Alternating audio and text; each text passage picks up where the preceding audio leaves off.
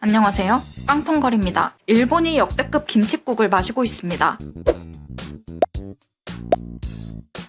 최근 일본의 한 커뮤니티에 한국과 일본의 군사력을 합치면 어떻게 될까? 라는 글이 올라왔습니다. 이 네티즌은 미국 군사력 평가기관 글로벌 파이어파워, 플라잇 글로벌 등 권위 있는 군사 데이터를 참고해 이런 통계를 만들었습니다. 먼저 한일 육군력을 합치면 중국 육군력보다 훨씬 우세합니다. 군인 수는 중국이 많아도 장갑차, 자주포, 폭격기 등은 한일이 압도적이죠. 해군력, 공군력에서도 마찬가지입니다. 이 네티즌은 해군, 공군, 육군 모든 군사력이 질적으로나 양적으로나 중국 공산당을 압살한다고 주장했습니다. 이에 대해 일본인들도 행복회로를 그렸습니다. 모든 면에서 한일이 중국을 능가합니다. 규모 면에서도 중국에게는 공포일 듯. 중국 정도는 가볍게 학살할 것 같다. 다 필요 없고 한국이 핵만 보유하면 해결된다. 떡 줄 사람은 생각지도 않는데 자기들끼리 신났네요. 한 네티즌은 합칠 데가 없어서 일본하고 합쳐? 정신 나간 것들이구만 이라며 어이없어 했습니다. 다른 네티즌들도 제일 마지막 동맹 상대가 외국인데 무슨 쓸데없는 상상을, 그냥 한중 합작해서 일본 밀어버리는 게 더 빠를 듯.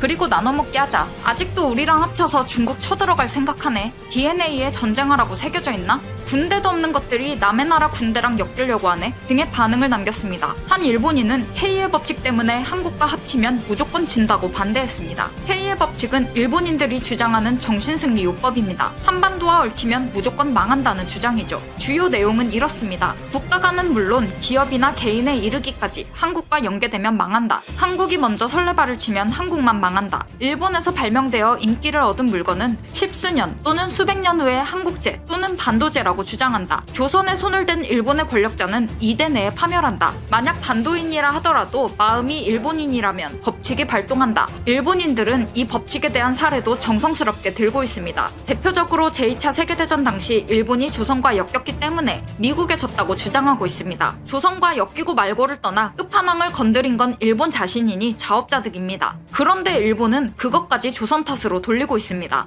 임진왜란도 무슨 기준인지는 모르겠지만 일본이 조선과 합쳤기 때문에 명나라에 졌다고 주장하죠. 우리나라의 한 네티즌은 K의 법칙을 두고 한일 연합군이 진다면 그건 실탄으로 훈련했는데도 아무도 죽지도 다치지도 않은 기적같은 자위대의 사격 실력 덕분일 게 100%다 라는 의견을 냈습니다. 2016년 5월 홋카이도 육상자위대 훈련장에서 30여 명의 자위대원들이 두 개조로 나뉘어 물자 수송 중 적과 교전하는 사태를 모의 훈련했습니다. 그런데 대원들은 공포탄과 실탄을 구분하지 못하고 전원 실탄을 장전한 뒤 모의 교전했고 30명이 서로 총을 쐈는데 가상 사망자가 제로를 기록했습니다. 가상 부상자는 2명이 발생했는데 이마저도 총에 맞은 게 아니고 단순 찰과상이었습니다. 육상자위대는 사고의 원인에 대해 수다를 떨면서 장전했기 때문에 실탄이라는 것을 아무도 눈치채지 못했다고 변명했습니다. 그러면 30명 중 아무도 명중시킨 대원이 없다는 건 어떻게 설명하죠? 최근 한국의 군사력이 상승했다는 소식이 전해졌습니다. 글로벌 파이어파워는 7월 21일 홈페이지에 올해 세계 군사력 평가 지수를 게재했습니다. 전체 138개국 중 한국은 6위를 기록했습니다. 작년 7위보다 1위 증가한 수치입니다. 1위 미국, 2위 러시아, 3위 중국, 4위 인도, 5위는 일본이었죠.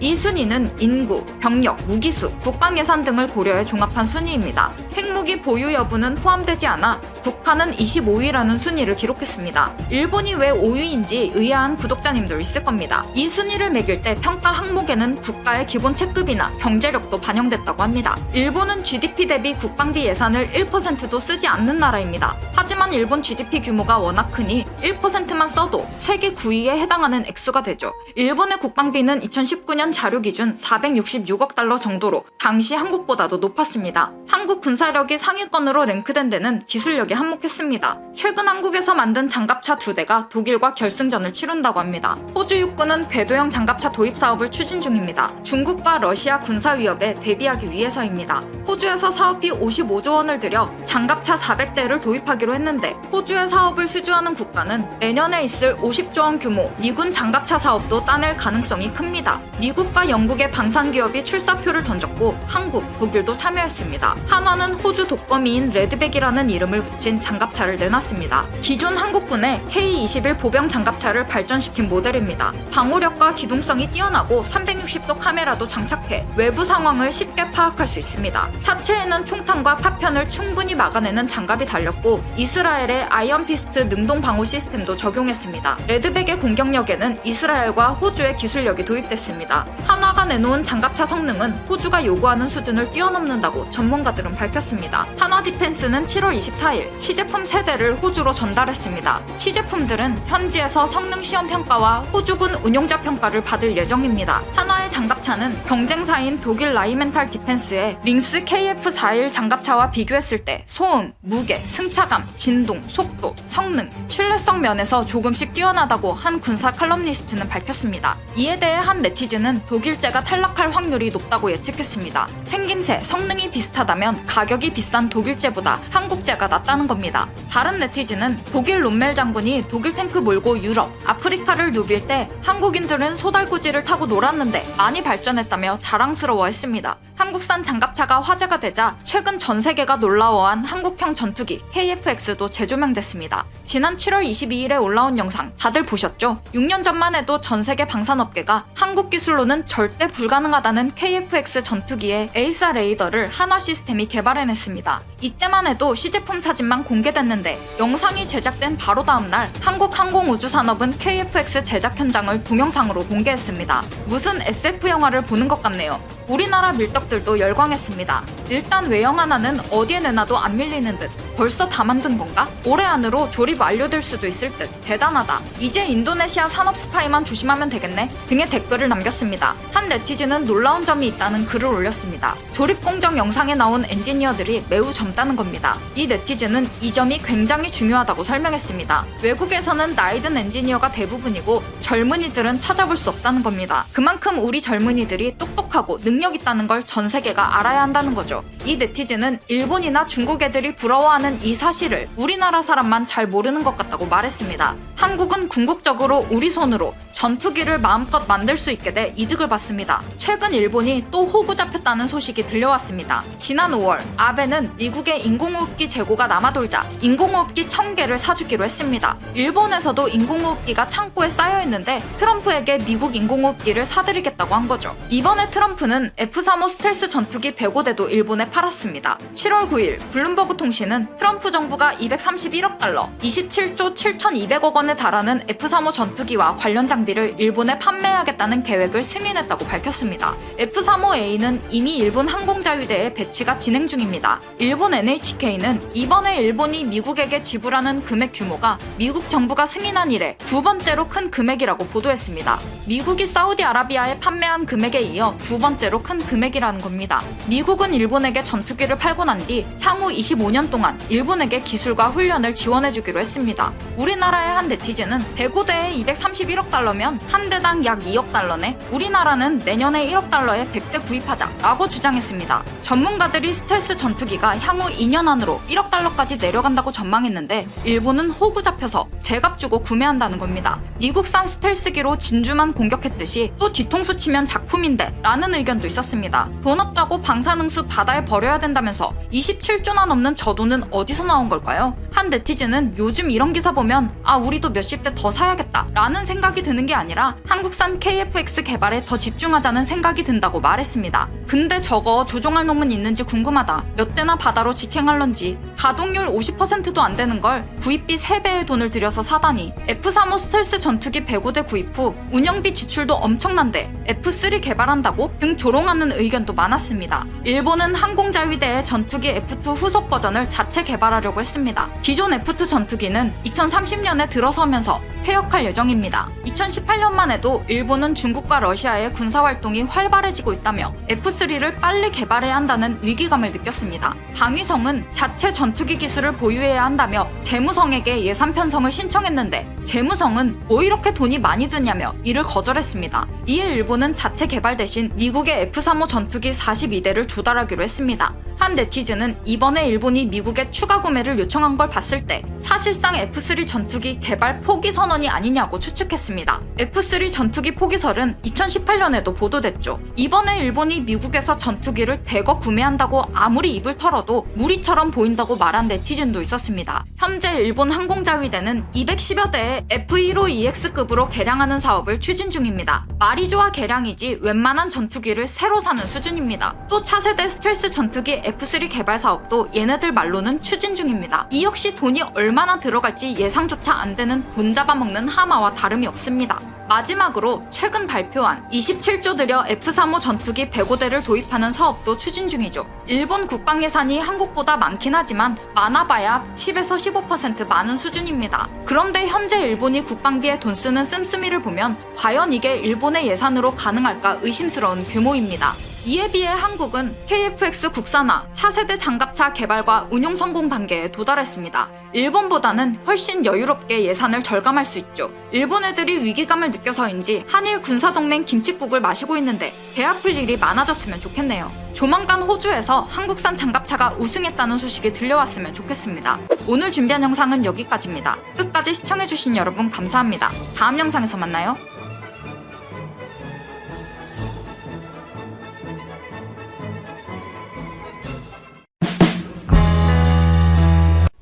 삼성전자의 파운드리 사업부는 최신 기술 동향을 공유하고 협력을 강화하는 취지의 행사 세이프 포럼 2020을 온라인으로 개최했습니다.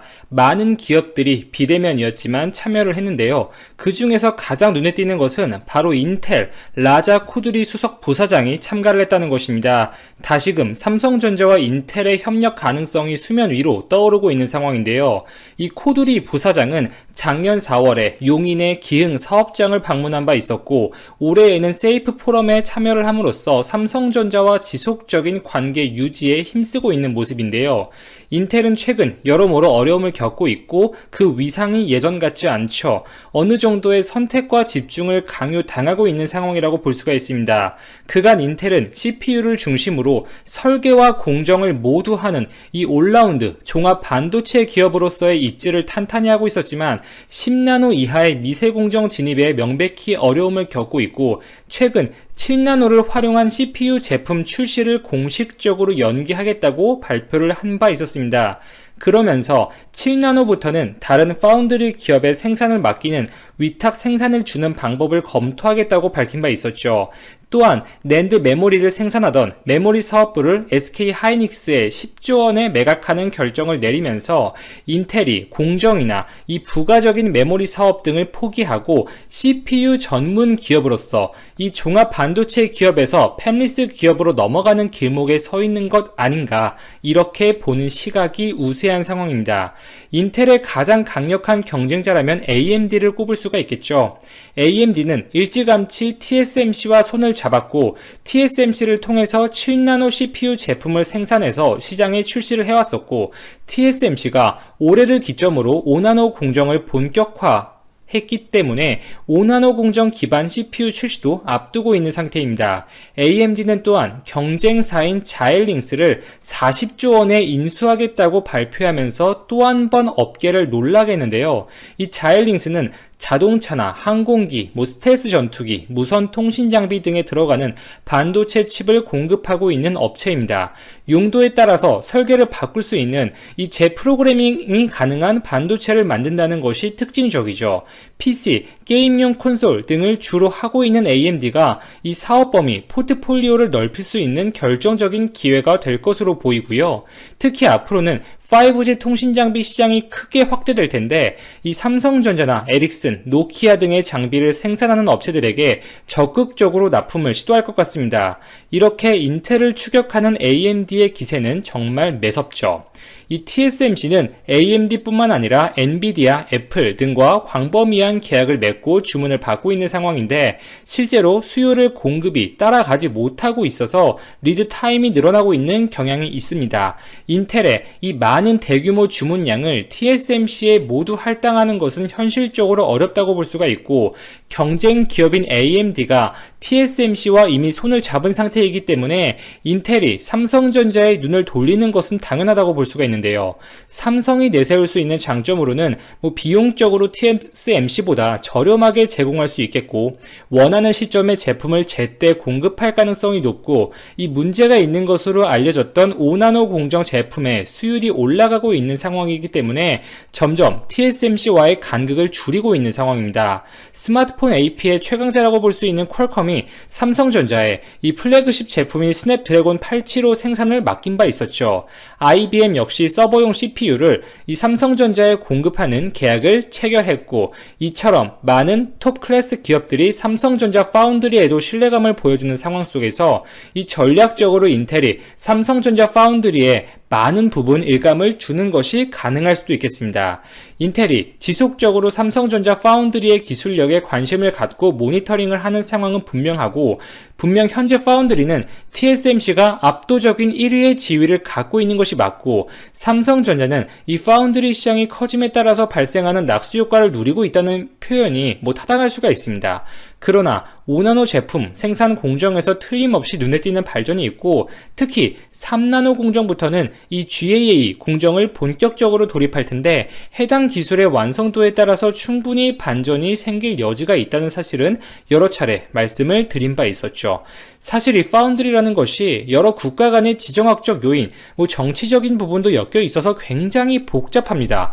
5나노 이하 공정에서 필수적인 장비가 EUV 노광 장비인데, 해당 장비는 네덜란드의 ASML이 독점적으로 만들고 있죠. 삼성전자와 TSMC가 경쟁을 하고 계속해서 설비 투자를 하고 캐파를 늘리면서 자연스럽게 EUV 기기에 대한 니즈도 커졌습니다. 이 EUV 장비는 이 장비 한 대에만 가격이 2천억 정도예요. 그만큼 모든 최신 기술의 집합체라고 볼 수가 있고, 그렇기 때문에 연간 생산되는 개수에도 한계가 있습니다. 올해 생산되는 대수는 30대 안팎으로 알려져 있는데, 해당 장비를 많이 확보해 놓는 것이 당연히 이후 경쟁에서 유리할 수밖에 없습니다. 올해 생산된 부분이 대부분 TSMC로 넘어가는 것이 아닌가, 이렇게 업계에서는 추정을 하고 있고, 그에 따라서 최근 긴급하게 삼성전자의 이재용 부회장이 네덜란드의 ASML을 방문한 것으로 알려졌죠. 그 성과가 어느 정도 나왔을지는 아직은 물음표입니다만, 이 장비를 구하는 것 자체에도 분명히 리스크, 불확정성이 있다는 것입니다. 그리고 EUV 장비를 또 간절하게 원하는 기업이 하나 더 있죠. 바로 중국의 SMIC입니다. 그러나 ASML은 이 중국의 SMIC가 아무리 비싼 값을 불러도 장비를 팔 수가 없어요. 미국이 반대하기 때문이죠. ASML 역시 미국의 눈치를 보고 제품을 판매할 수밖에 없다는 것인데, ASML이 이렇게 TSMC에게 EUV 장비를 상당 부분 몰아주는 것이 사실이라면, 그 중간 과정에서 미국의 입김이 어느 정도 있지 않았겠나, 이렇게 보는 분들도 많습니다. TSMC가 최근 미국 애리조나에 5나노 공정을 새로 짓겠다고 발표한 바 있었는데요. 그리고 TSMC는 이 EUV 장비 개발부터 어느 정도 ASML과 교감을 해왔었죠. 이러한 신뢰 관계들이 기반이 되어 있고, 어쨌든 TSMC가 현 시점에서는 가장 잘 나가고 있으니 ASML이 TSMC에게 판매를 원하는 이 개연성은 상당히 높겠죠.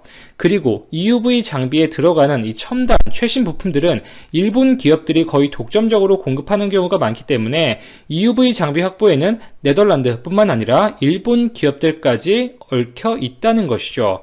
단순히 기술적인 요소에 국한된 것이 아니라 여러 국가들의 정치적인 이해관계가 엮여 있는 부분이기 때문에 삼성전자가 물론 그동안 해왔던 것 이상으로 분명 잘해야겠지만, 거기에 더해서 국가적인 좀 정부의 지원, 서포트가 반드시 필요한 영역이라고 볼 수가 있습니다. 정부의 긍정적인 역할을 정말 기대해 보고요. 자, 다음 소식으로 넘어가서 이 미국 정부가 그간 화웨이를 포함한 중국에 대한 초강경한 입장에서 조금은 누그러든 모습이 관찰되고 있습니다. 화웨이의 5G 사업에 들어가는 부품이 아니라면 판매 허가를 내어주고 있는데요. 이 파이낸셜 타임즈의 보도에 따르면 화웨이에 대한 반도체 판매 허가는 기본적으로 불허를 원칙으로 하지만, 화웨이의 5G 사업과 관계가 없다면 판매 허가가 가능한 쪽으로 미국 상무부의 입장이 바뀌고 있다고 합니다. 실제로 삼성 디스플레이가 화웨이 스마트폰에 들어가는 OLED 디스플레이의 판매 승인을 받았다고 국내 언론에도 보도된 바 있었고, 일본의 소니 역시 화웨이 스마트폰 카메라에 들어가는 이미지 센서 공급 허가를 받았다는 소식이 전해졌습니다.